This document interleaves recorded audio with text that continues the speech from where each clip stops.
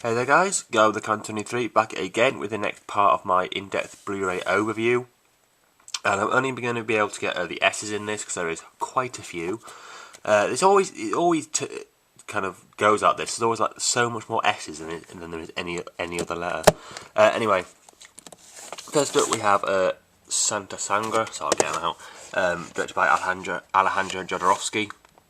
I watched this a couple of months ago and it was a decent film. Don't think I'll be kind of in any rush to see it again, but I'll still keep it because I might kind of watch it sometime in the future. And then we have absolute war film classic, Saving Private Ryan. Absolutely love this film, and again it's just great. That when they land at Normandy is absolutely amazing. I love that scene. So yeah, don't think need to say much more about that. And then next we have Brian De Palma's Scarface, starring Al Pacino. Great kind of mob story, I guess. But a lowly immigrant who climbed up the ranks of the mafia, I guess. I don't know if it is the mafia, but anyway. Very good. It's actually not a lot of people seem to know that this is a remake of I think it was a 50s film. I can't remember who directed it though. And then we have Sex Drive. Basically, it was American Pie knockoff, I guess you could call it. I watched this on TV a while ago. I laughed more than I thought I'd do. So I thought I might have it on Blu-ray. That kind of extended cut is kind of really weird. It's got like outtakes and stuff in it, which I don't think was really needed, to be honest.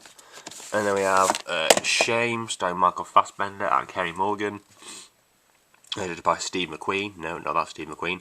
And I can't wait for his next film. Was it 7 Years a Slave or something? It looks absolutely amazing, that film. Anyway, Shame, about a Michael Fassbender plays Brandon, who is afflicted with sex addiction, and then his sister moves in with him, and his kind of how his life changes because of that.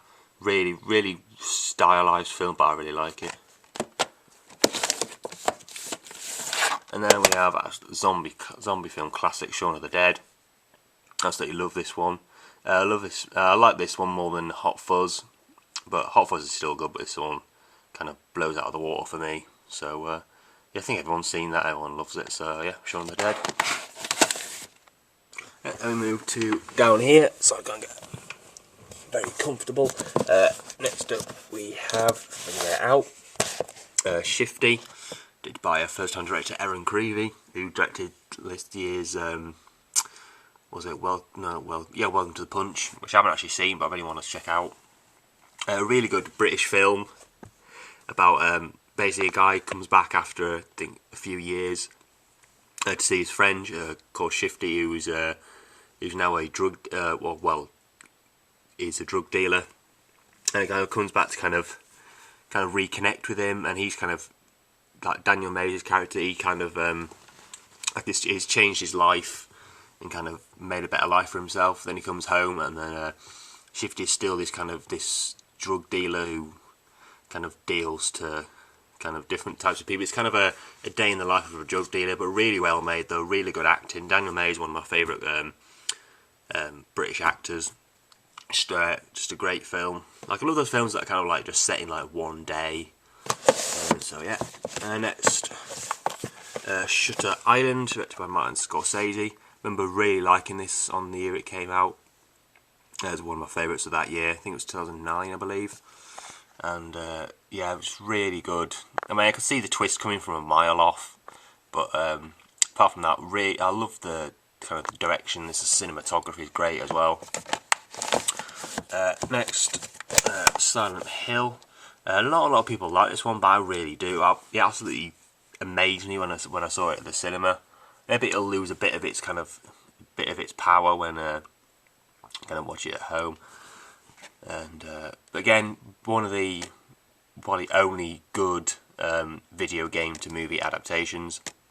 I still love that bit where Pyramid Head rips that girl's skin off. It's really cool, that scene. So yeah, Silent Hill. And then Sin City, I haven't watched this one for a while. I think I was too young when this came out to see it at the cinema, I believe. But again, kind of intertwining stories set in based on graphic novel, I believe. Yeah, graphic novel by Frank Miller, obviously, and directed by him and Robert Rodriguez, with a special guest direction stint by QT. And Sling Blade, directed by and starring Billy Bob Thornton. I still haven't checked this one out, mainly because it is quite long, so I'll have to kind of just kind of be in the mood to watch it. But from what I haven't heard much about this film, but what I have heard is very good. And then we have Snatch, directed by Guy Ritchie's, I believe his second film after Lock, Stock. We might have made one between them, but anyway. Watched this again the other day, really enjoyed it. Again, I do enjoy Lock, Stock that little bit better. I just think it has more of a British feel than Snatch does. But really good though. It can be kind of convoluted and confusing in some parts, but it's not too bad. But anyway, Snatch, a really good film. It's just Snowtown, a Australian kind of drama based on the murders by John Bunting in I think it was, I don't know what year it was, but anyway, I think mid-90s, I think. But again, absolutely amazing film this. It's not one that, if you don't kind of know what you're going into and you watch it, it's quite a hard film to watch in some parts. I'll say two words: bathtub and strangulation. I remember when I went to see this at cinema, and there were 7 walkouts. I've never seen that before. Well, I've seen walkouts, but I've never seen 7 at once.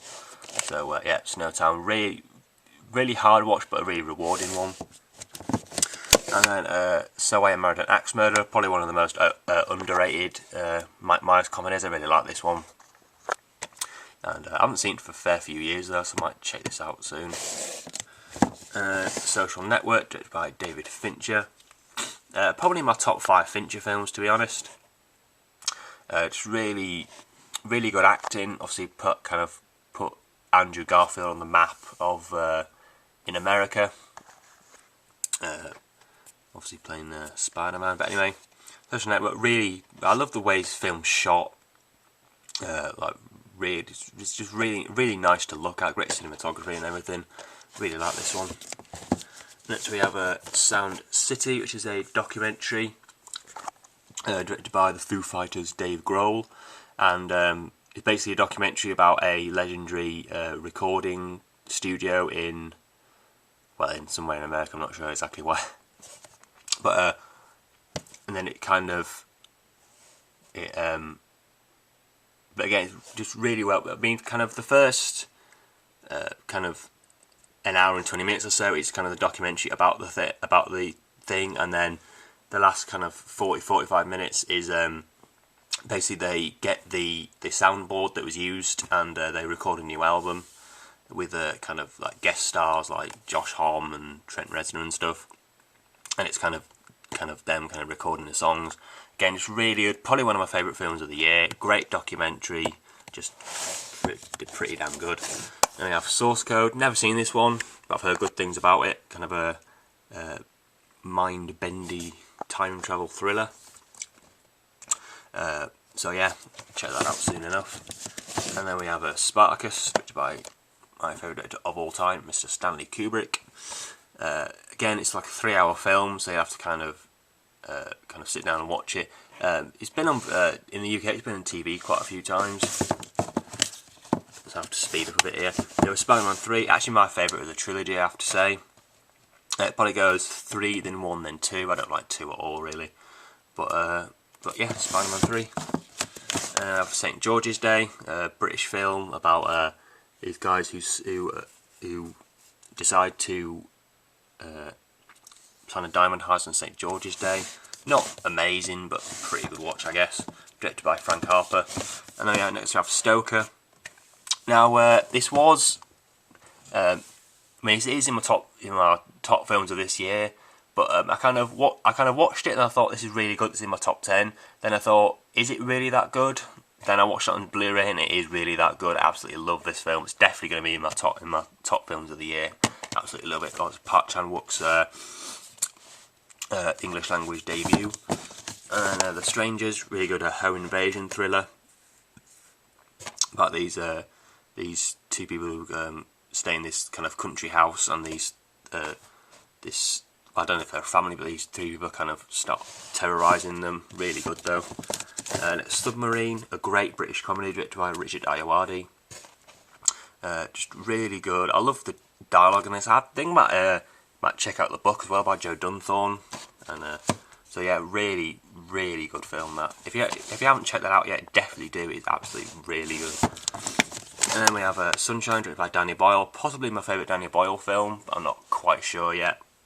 I have to watch it again. I think I haven't watched it on Blu-ray yet, but I can guess it'll look quite nice.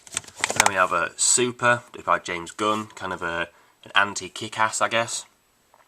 Everyone's thinking, oh, a couple of Kick-Ass. Well, not really, because the scripts are written at the same time. So yeah. But again, I like this one better than Kick-Ass. It's got a very darker edge to it. And then we have Superbad, probably one of the best comedies ever made. Absolutely love that one. And then last one for this part, we have Syriana. There's this year or two when all the kind of like slew political thrillers, like like Babel and Rendition and this Syriana. This is one of the better ones though. Just really good. Anyway, yeah. So that's the last one for this part. Next will be starting from the tease, and I might possibly get to the end. So, yeah, until then, please rate, comment and subscribe, and I'll see you in my next video. Thanks for watching.